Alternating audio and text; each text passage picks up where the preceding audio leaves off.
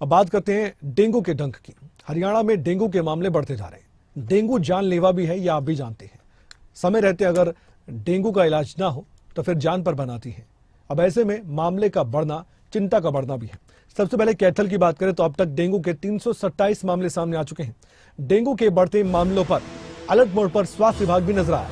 Private अस्पतालों को भी निर्देश दे दिए गए हैं, सारे इंतजाम कर रखें। आप रिपोर्ट दें, आंकड़ा दें, कितने मरीज आए हैं, कितने मरीज ठीक होकर गए हैं, किसकी हालत ज्यादा गंभीर है और क्या आपके पास इंतजाम है, ये रिपोर्ट भी मांगी जा रही है।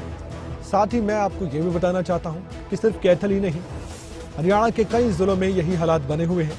डेंगू के मामले वैसे तो हर साल बढ़ते हैं, इस बार भी बढ़ रहे हैं, लेकिन चिंता इसलिए बढ़ जाती है कि कुछ लोग समय पर इलाज नहीं करवा पाते।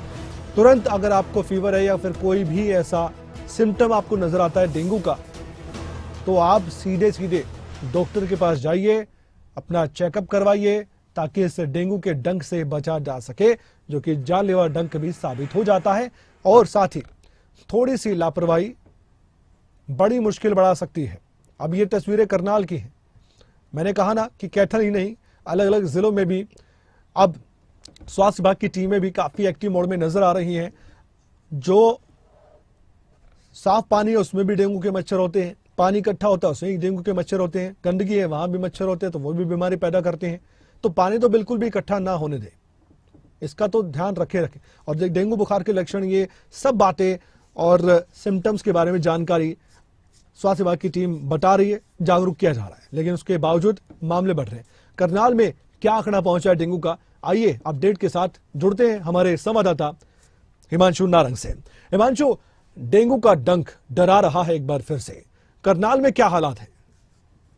हालात पिछले साल के मुकाबले थोड़े संतुष्टि भरे हैं, राहत भरे हैं, लेकिन मामला एक भी आए तो भी चिंता तो पैदा करता ही है।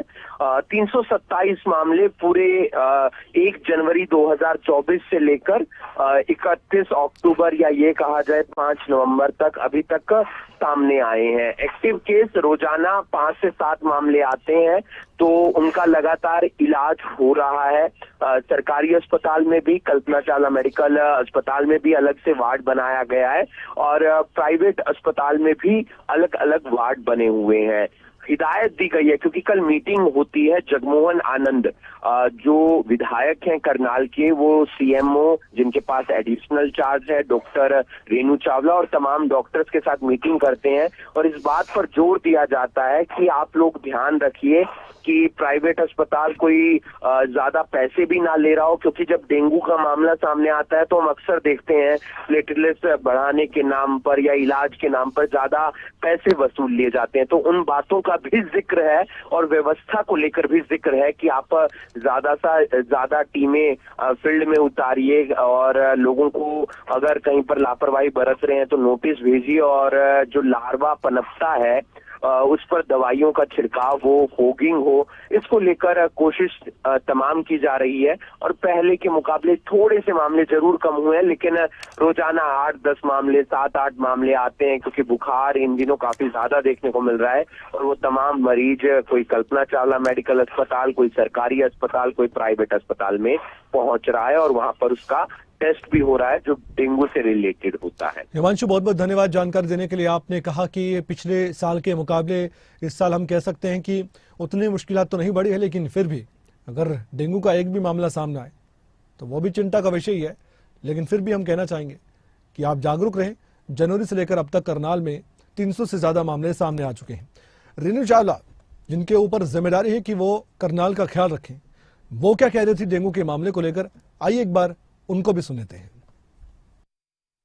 डेंगू को लेके करनाल में जो स्थिति है, अर्बन एरियाज में कुछ केसेस बढ़े हैं। इसके लिए जो हेल्थ डिपार्टमेंट है उसको पूरी तरह से कर दिया गया है स्ट्रिक्ट, कि हमारी जो हेल्थ टीम्स लगी हुई हैं वो और सुचारू ढंग से काम करें, ताकि हम केसेस को देख पाएं और उनको ट्रीटमेंट कर पाएं। इसके अलावा लोगों से मेरी गुजारिश है कि वो लोग अपना अवेयरनेस करें, पूरी बाजू के बस्तर डालें और जहां भी वाटर कलेक्शन होती है, वाटर कलेक्शन ना होने दी जाए। जैसे चाहे वो सड़कों में है, घरों में गमलों में पानी है या कहीं भी पानी की कलेक्शन होती है, अगर कोई सीवरेज ब्लॉक हो जाता है तो इमीडिएटली उसको ठीक करवाया जाए, ताकि डेंगू का लार्वा पनप